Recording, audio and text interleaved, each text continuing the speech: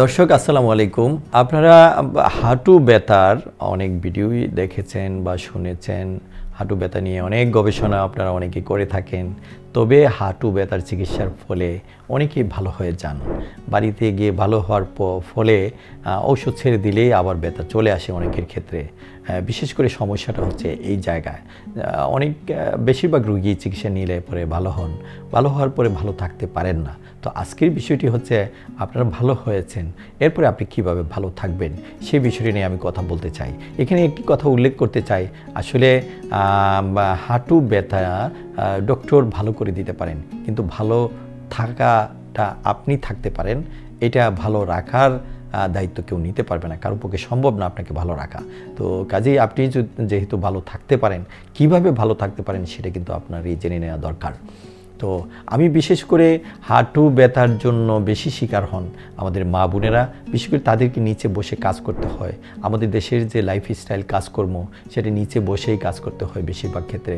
বিশেষ করে মাছ কাটা, তরকারি কাটা, নিচে চুলায় রান্না করা, তারপরে ঘর মোছা, ঝাড়ু দেওয়া, কাপড় কাচা। তো এই সমস্ত সমস্যাগুলো খুবই প্রকট আকারে হাঁটু ব্যথাকে বাড়িয়ে দিচ্ছে।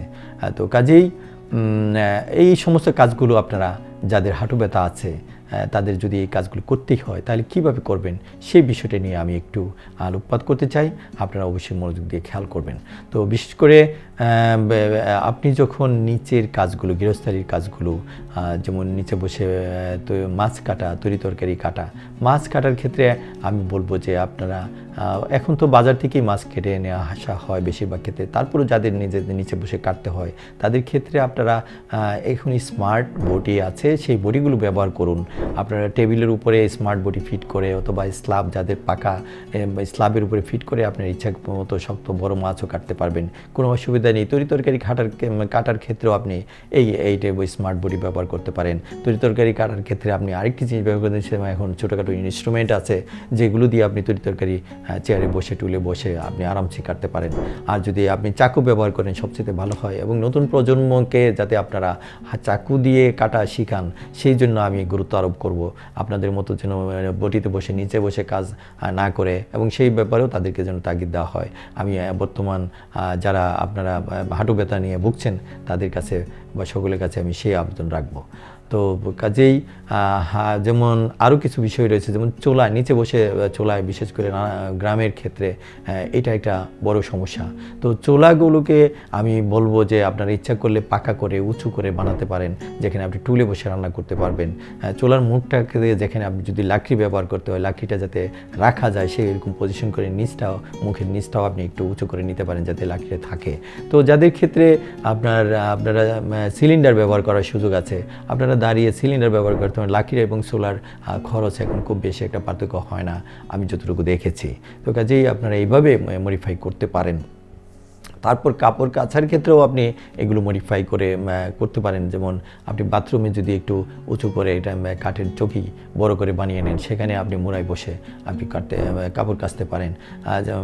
অথবা বাহিরেও আপনি ইচ্ছা করলে পাকা করে স্ল্যাব করে রাখতে পারেন, যেখানে আপনি দাঁড়িয়ে দাঁড়িয়ে কাপড় কাচতে পারেন।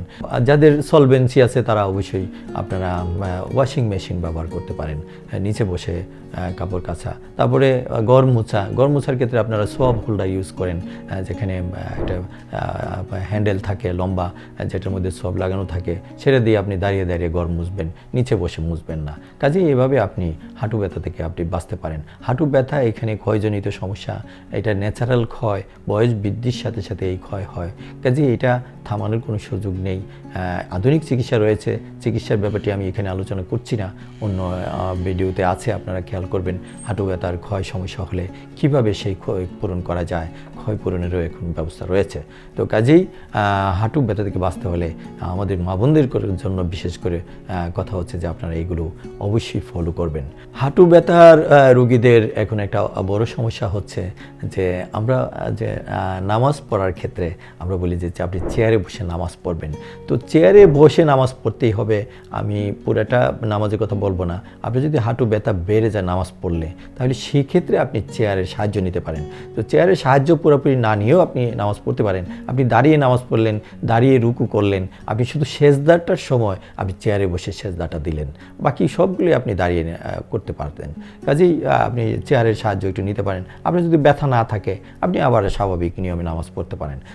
তারপর অন্য আরেকটা টিপস হচ্ছে যে যাদের হয়তো বেশি নামাজ পড়লে ব্যথা বেড়ে যায়, তাদের ক্ষেত্রে আপনারা ফরজ নামাজটা আপনারা স্বাভাবিক নিয়মে পড়তে পারেন, আর বাকি নামাজগুলো আপনি চেয়ারের সাহায্য নিয়ে পড়তে পারেন। কাজেই নিজেকে নিজে সেভ করতে হবে। এখানে আসলে যত বেশি ঘর্ষণ হয় তত বেশি ক্ষয় বাড়ে। তো কাজেই ঘর্ষণ থেকে বাঁচানোর জন্য আপনি কিছু লোড আপনি হয়তো চেয়ারের সাহায্যে কমিয়ে নিতে পারেন আর কি। তো তারপর যে বিষয়টি নিয়ে আমরা কথা বলব যে আপনি টয়লেটে অবশ্যই হাই কমোড ব্যবহার করবেন। এটাতে তো কোনো বাধা নিষেধ নেই। কাজেই টয়লেটে হাই কমোড ব্যবহারে অভ্যস্ত হবেন। যাদের হাঁটু ব্যথা আছে, নিচে বসলে দেখবেন জীবন বের হয়ে যাচ্ছে, উঠতে পারছেন না। কাজেই এই কষ্ট আপনি 1 মাস চিকিৎসা নিয়ে যতটুকু ভালো হবেন, একবার নিচে বসলেই দেখা গেলো যে তার চেয়ে ব্যথা বেশি বেড়ে যাচ্ছে। তো এইটা আপনার মনে হয় নিচে বসে টয়লেট করাটা পরিহার করা উচিত এবং হাই কমোড ব্যবহার করা উচিত। হাই কমোড না থাকলে আপনি প্লাস্টিকের টয়লেট সিস্টেম কমোড চেয়ার আছে, এগুলো আপনি ব্যবহার করতে পারেন। তারপর হাঁটু ব্যথার রুগীদের জন্য যারা ব্যায়াম করেন, হাঁটতে বের হন, বা তাদের ক্ষেত্রে হচ্ছে যে আপনারা হাঁটুতে নি ক্যাপ ব্যবহার করতে পারেন। হাঁটার সময়টা ছাড়া নি ক্যাপ খুব একটা দরকার নেই, বাসার দরকার নেই। অর্থাৎ বাসা থেকে বের হলে আপনি নি ক্যাপ ব্যবহার করে চলবেন। আর যে গতিতে আপনি হাঁটলে দেখেন যে আপনার হাঁটু ব্যথা হচ্ছে, আপনি সেই গতিটা পরিহার করুন। আপনি একটু স্লোলি হাঁটেন, প্রয়োজনে আপনি একটু বেশি সময় ধরে হাঁটেন। তাতে করে দেখা যাবে যে আপনার হাঁটাটা হবে। আপনার অনেকে ডায়াবেটিস রোগী, তাদের ডায়াবেটিস নিয়ন্ত্রণ হবে। আপনার আবার হাঁটুটাকেও আপনি সেভ করে হাঁটতে পারছেন। যারা সকালে হাঁটতে বের হন বা হাঁটতেই হয়, তারা চেষ্টা করবেন সমতল রাস্তায় হাঁটতে। উঁচু নিচু জায়গা দিয়ে হাঁটতে উঠতে নামতে গেলে কিন্তু হাঁটুতে ব্যথা বেড়ে যেতে পারে। কাজেই সমতল রাস্তায় ওয়াকিং লেনটা যাতে সমতল রাস্তায় যদি হাঁটেন, তাহলে আপনার জন্য একটু ভালো হবে। তারপর যে বিষয়টি আসে সেটা হচ্ছে যে হাঁটু ব্যথা রোগীদের জন্য আমরা ব্যায়াম করতে বলি।